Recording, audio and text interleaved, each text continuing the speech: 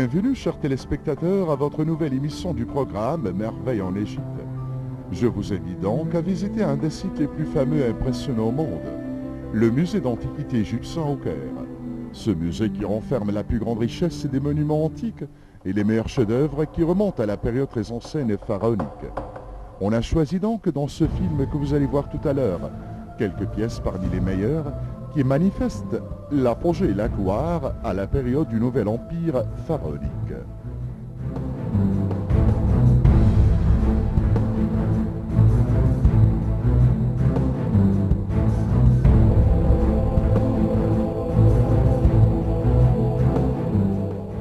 L'histoire de l'Égypte est la plus ancienne et remarquable dans l'histoire de l'humanité. Cette histoire remonte à plus de 3000 ans avant Jésus-Christ. Une civilisation ancienne et sans précédent qui a ébloui le monde entier. Au musée d'antiquité égyptien au Caire, des monuments et pièces qui manifestent la gloire et l'apogée de cette civilisation et nos ancêtres, les pharaons, à travers plus de 3000 ans.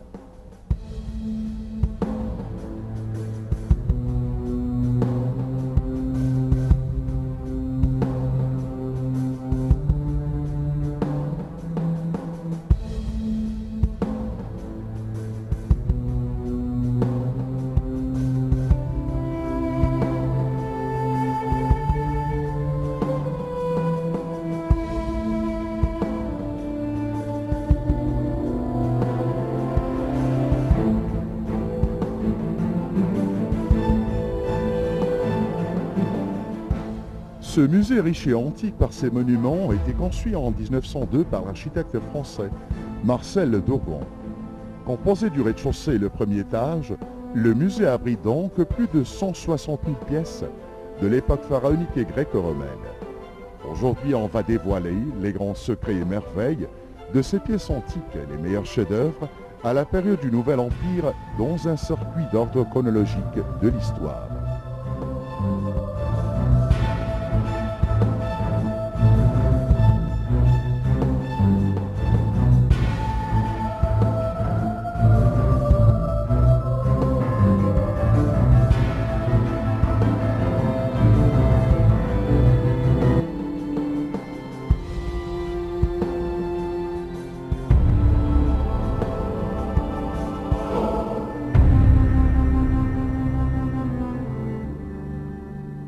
Commençons donc par la reine Hatshepsut, au XVIIIe dynastie Nouvel Empire, entre 1490 et 1470 avant Jésus-Christ.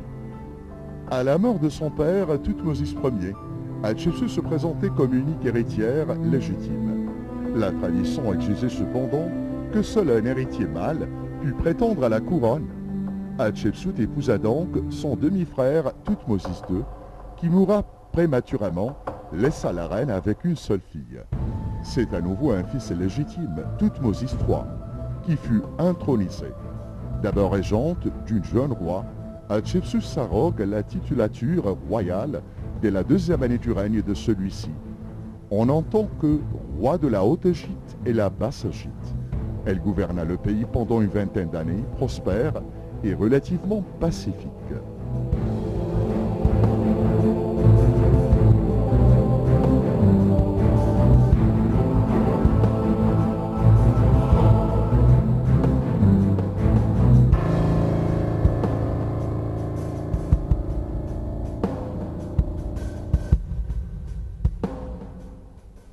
Cette merveilleuse tête d'Hatshepsut appartient à l'une des statues osiriques qui se dressait en façade contre les piliers du portique de la terrasse supérieure du temple de la reine à Deir el-Bahari. La couronne rouge dont on voit l'amorce suggère que notre statue correspond à un pilier de la moitié nord de la terrasse. L'urarus frontal est perdu, la fausse barbe à moitié conservée et attachée par un lien aux oreillettes de la couronne. Portrait de la reine en Osiris porte les marques distinctives d'un visage féminin, larges yeux prolongés, le nez délicatement busqué, les joues pleines et la bouche gracieuse, et une certaine intelligence se dégage de ce visage, dont l'heureuse conservation des couleurs avive le regard et anime le sourire à peine amorcé.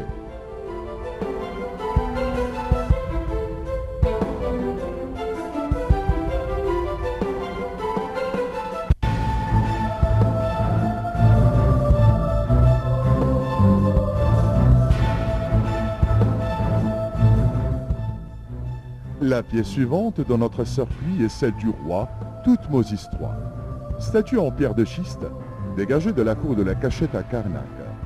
Les statues de ce roi conservent la physionomie d'un souverain illustre, considéré comme le plus grand conquérant de toute l'histoire de l'Égypte. Ce roi tenu à l'écart du pouvoir pendant 22 ans par Hatshepsut commence dès sa mort une vaste activité de construction et entame une politique de conquête qui aboutira à la suprématie de l'Égypte au Proche-Orient. La statuaire royale a atteint à l'époque de Thoutmôsis III une forme d'expression parfaite de la souveraineté. Le corps est ainsi élégant, le visage rayonnant sur la couronne blanche et dominé par l'Urarus, le nez aquilin, les yeux presque félins et la bouche légèrement souriante, marque cette œuvre d'une incontestable noblesse.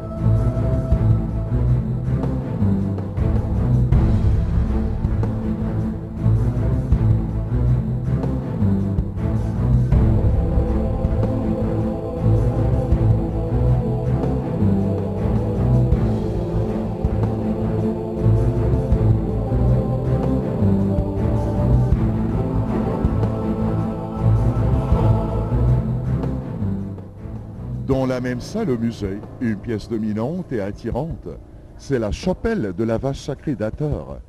La pièce en grès peint, trouvée à Der el-Bahari, remonte à la 18e dynastie Nouvel Empire, fin du règne de Thoutmôsis III. Hathor apparaît ici sous forme d'une vache entourée de papyrus. Elle sort de la nécropole montagneuse, apportant la fertilité souhaitée dans les régions arides. Le cœur moucheté, l'Urarus couronné d'un disque à haute plume enserré dans ses cornes. La statue et la chapelle qui l'abrite proviennent de Der el-Bahari. Elle était dans un excellent état de conservation, comme on peut juger à leur couleur extrêmement fraîche. La statue de la vache sacrée est au nom de successeur à Ménophis II, dont le cartouche est inscrit sur la nuque de la vache.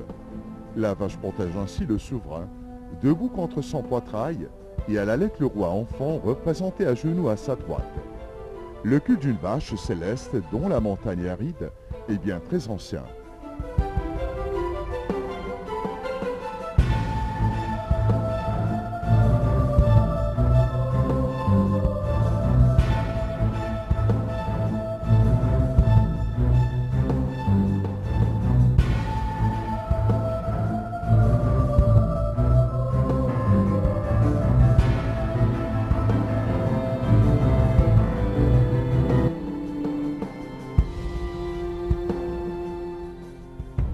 Le sanctuaire au fond est consacré pour Thoutmôsis III.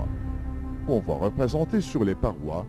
À gauche, il est suivi de son épouse, consacre les offrandes empilées devant le naos étoilé de la vache divine, qui protège la figure royale et allaite le roi enfant.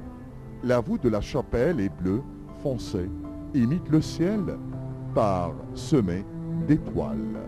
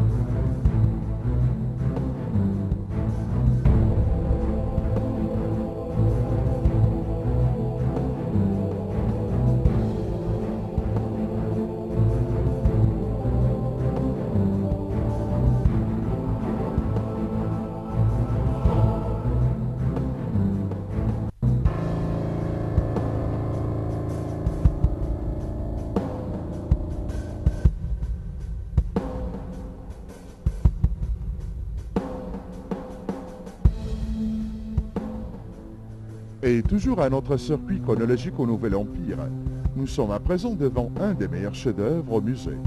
C'est le sphinx de la reine Hatshepsut. Taillé en pierre dure en granit rose, manifeste une beauté exceptionnelle et l'apogée de l'artiste sculpteur ancien.